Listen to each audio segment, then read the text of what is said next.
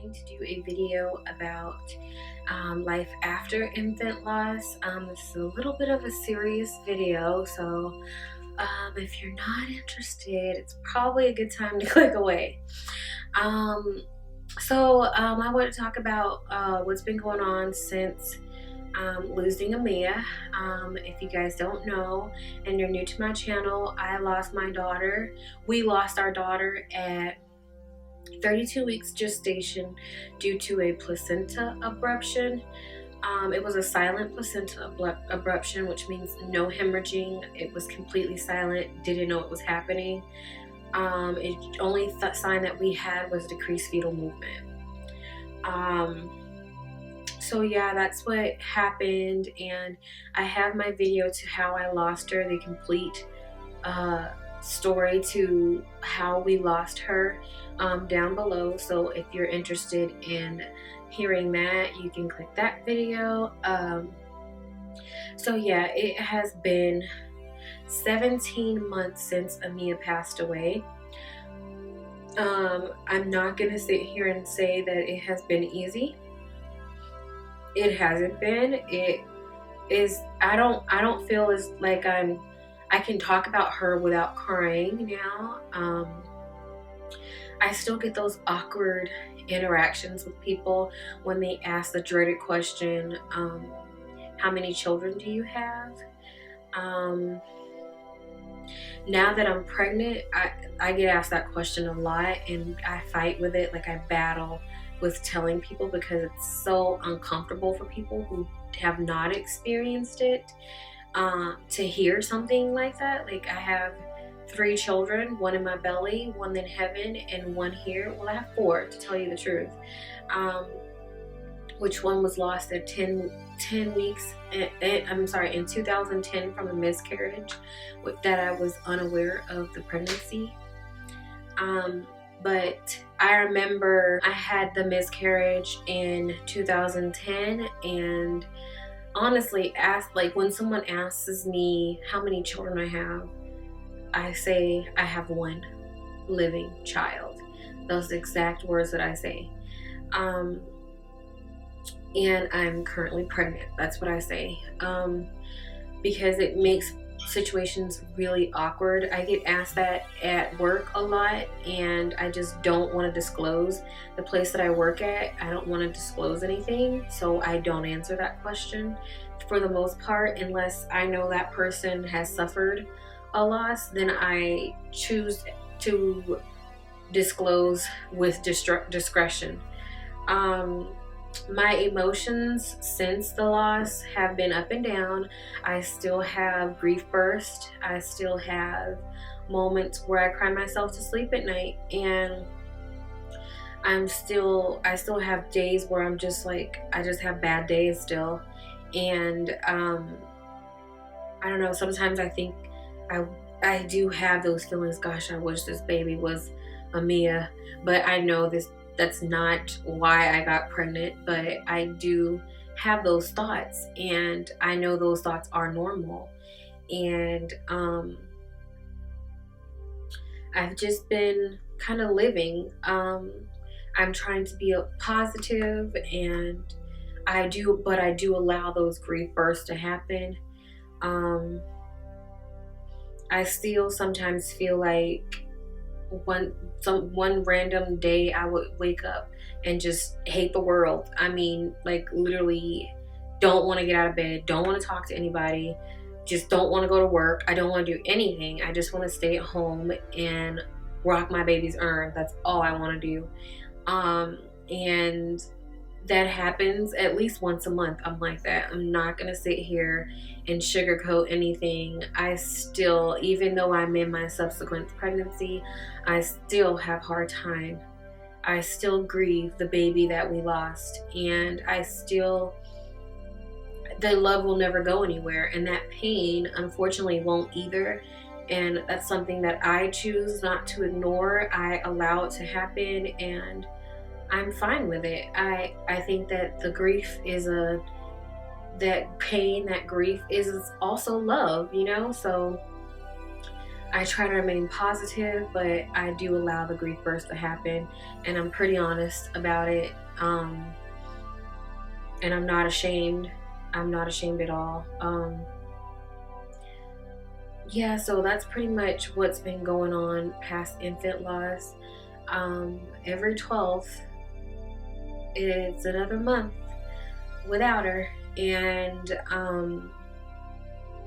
the sad part that kind of gets me a little bit choked up is the fact that Amia was her, every time her week was up, like, or whenever she turned another week, it was on Thursdays. And with the subsequent pregnancy, every Thursday is the week for this baby. I'm not sure if it's a boy. I was about to call him a boy.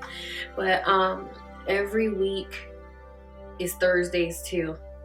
Every Thursday I turn another week, which kind of was hard for me emotionally when I realized it.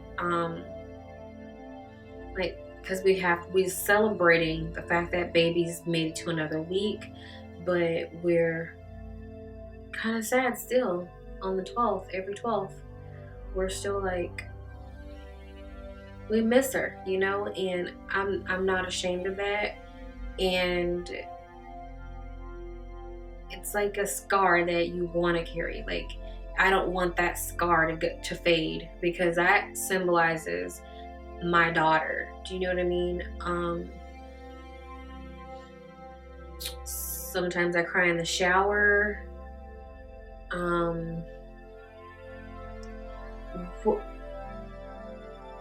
Pretty much is what I'm getting at is that even though life and family and time goes on,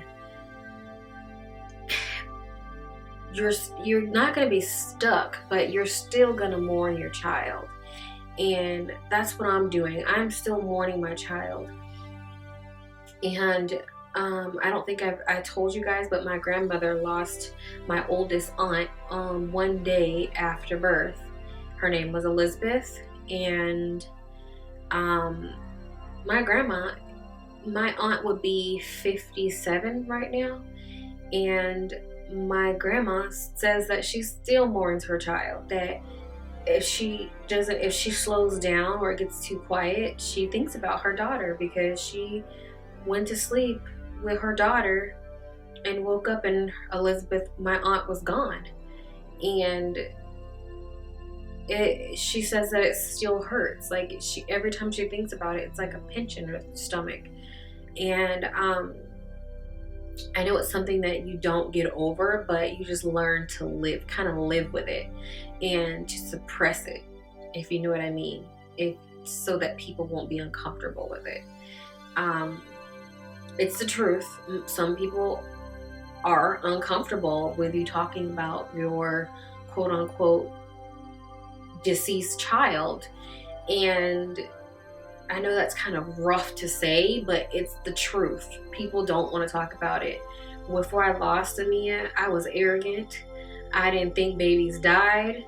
I knew they died. I just didn't think it would happen to me. And I didn't want to hear about nobody else losing no baby. I just didn't want to hear about it. It was like kind of like ew, don't talk about that with me. It's not going to happen with me. I don't want to hear about your baby. Don't talk about that with me. You're going to jinx mine. Like, that's the kind of personality, not necessarily personality, but that's how arrogant I was pregnant. And that's how arrogant I was before losing my daughter. And I kind of take it as like the loss as a learning lesson, and to teach. And I take it as a learning lesson, and I take it as kind of hey, slow down. You think this can't happen, but life is precious regardless of who's carrying it, you know. And it definitely humbled me a lot. And yeah, I'm just making it. I'm just making it. That's the only way that I can describe the loss and living after it. You just kind of make it, and you kind of just try to be positive, as positive as you can. Yeah, so that's my life after infant loss, 17 months after infant loss update.